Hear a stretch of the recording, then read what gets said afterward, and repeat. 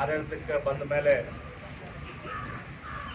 ಕಳೆದ 15 ತಿಂಗಳಲ್ಲಿ ಒಂದು ಆದಮೇಲೆ ಇನ್ನೊಂದು ಹಗರಣ ಬರಾಬರಾಗ್ತವೆ.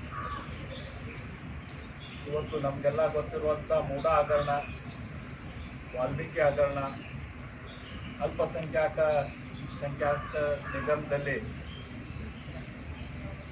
ಅಲ್ಲಿ ಹಗರಣ, ಕಾರ್ಮಿಕರ ಹಗರಣ, ವಕ್ಫ್ ಹಗರಣ, ಟೂರಿಸಂ ಇಲಾಖೆಯಲ್ಲಿ ಹಗರಣ, ಈ ರೀತಿಯಲ್ಲಿ ಹಗರಣಗಳ ಮೇಲೆ ಹಗರಣಗಳನ್ನು ಈ ಕಾಂಗ್ರೆಸ್ ಸರ್ಕಾರ ಮಾಡ್ತಾ ಇದೆ. ಇದ್ರ ಮೂಲಕ ಕೇವಲ 15 ತಿಂಗಳಲ್ಲಿ ಇಡೀ ರಾಜ್ಯದಲ್ಲಿ ಅತ್ಯಂತ ಭ್ರಷ್ಟ ಸರ್ಕಾರ ಎಂಬುವಂಥ ಕಿರೀಟ ಸಿದ್ದರಾಮಯ್ಯನವರ ಕಾಂಗ್ರೆಸ್ ಸರ್ಕಾರಕ್ಕೆ ಇವತ್ತು ಜನ ಕೊಟ್ಟಿದ್ದಾರೆ. ಇವತ್ತಿನ ದಿನ ಮೂಡಾ ಹಗರಣದಲ್ಲಿ ಮುಖ್ಯಮಂತ್ರಿಗಳ ಮನೆ ಬಾಗಿಲಕ್ಕೆ ಹಗರಣದ ತನಿಖೆ ಬಂದು ಮುಖ್ಯಮಂತ್ರಿಗಳ ಬಗ್ಗೆ ಇಡೀ ರಾಜ್ಯಾದ್ಯಂತ ಆಕ್ರೋಶ ವ್ಯಕ್ತವಾಗ್ತಾ, ಮುಖ್ಯಮಂತ್ರಿಗಳು ಮನೆಗೆ ಹೋಗುವಂಥ ಟೈಮು ಭಾಳ ಸಮೀಪ ಬಂದಂಥ ಈ ಸಂದರ್ಭದಲ್ಲಿ ಆ ಸ್ಥಾನದಲ್ಲಿ ಇದ್ದವರು ಯಾರಾದರೂ ಕೂಡ ಅತ್ಯಂತ ಎಚ್ಚರಿಕೆಯಿಂದ ಹೆಜ್ಜೆ ಇಡುವಂಥ ಕೆಲಸ ಮಾಡ್ತಿದ್ರು. ಆದರೆ ನಮ್ಮ ಮುಖ್ಯಮಂತ್ರಿಗಳು ಸಿದ್ದರಾಮಯ್ಯನವರು ನನಗನ್ಸಿದ ಮಟ್ಟಿಗೆ ಅವರಿಗೆ ಭರವಸೆ ಐತಿ, ಇನ್ನೊಂದು ಸ್ವಲ್ಪ ದಿನ ಮಾತ್ರ ನನ್ನ ಕುರ್ಚೆ ಉಳಿದೈತಿ, ಇನ್ನು ನನ್ನ ಕುರ್ಚೆ ಹೋಗ್ತೈತೆ ಅಂತ.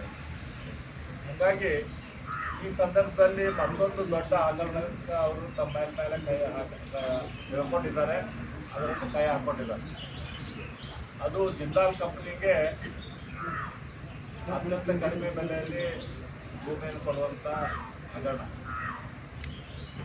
ಜಿಂದಾಲ್ ಕಂಪನಿಯ ಈ ಭೂಮಿ ಏನೈತಿ 1970-71ರಲ್ಲಿ ನಮ್ಮ ಕೇಂದ್ರ ಸರ್ಕಾರ ತೆಗೆದುಕೊಂಡಂಥ ಭೂಮಿ. ಅವಾಗ ವಿಜಯನಗರ ಸ್ಟೀಲ್ ಲಿಮಿಟೆಡ್ ಕಂಪ್ನಿಗೆ ಕೇಂದ್ರ ಸರ್ಕಾರದಿಂದ ಒಂದು ಸ್ಟೀಲ್ ಕಂಪ್ನಿ ಮಾಡಬೇಕನ್ನುವಂಥ ಉದ್ದೇಶ ಇಟ್ಕೊಂಡು ಕೇಂದ್ರ ಸರ್ಕಾರ ಈ ಭೂಮಿಯನ್ನು ತೆಗೆದುಕೊಂಡಿದೆ.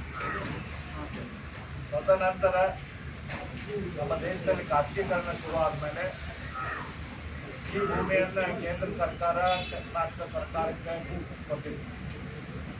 ಕರ್ನಾಟಕ ಸರ್ಕಾರಕ್ಕೆ ಅತ್ಯಂತ ಕಡಿಮೆ ರೇಟ್ನಲ್ಲಿ, ಕನ್ಸೆಷನಲ್ ರೇಟ್ನಲ್ಲಿ ಕೇಂದ್ರ ಸರ್ಕಾರ ಈ ಭೂಮಿಯನ್ನು ಕೊಟ್ಟು 13 ಕೋಟಿ ರೂಪಾಯಿಗೆ ಈ ಸುಮಾರು 9,600 ಎಕರೆ ಭೂಮಿಯನ್ನು ಕೇಂದ್ರ ಸರ್ಕಾರ ಕರ್ನಾಟಕ ಸರ್ಕಾರಕ್ಕೆ ಕೊಟ್ಟು ಈ ಭೂಮಿಯನ್ನೇ ತೆಗೆದುಕೊಂಡಂಥ ಕರ್ನಾಟಕ ಸರ್ಕಾರ ಆ ಸಂದರ್ಭದಲ್ಲಿ JSW ಕಂಪ್ನಿಗೆ ಸ್ಟೀಲ್ ಪ್ಲಾಂಟ್ ಅನ್ನು ಮಾಡಲಿಕ್ಕೆ 2006ರಲ್ಲಿ 2,000 ಎಕರೆ, 2007ರಲ್ಲಿ ಸುಮಾರು 1,700 ಎಕರೆ ಭೂಮಿಯನ್ನು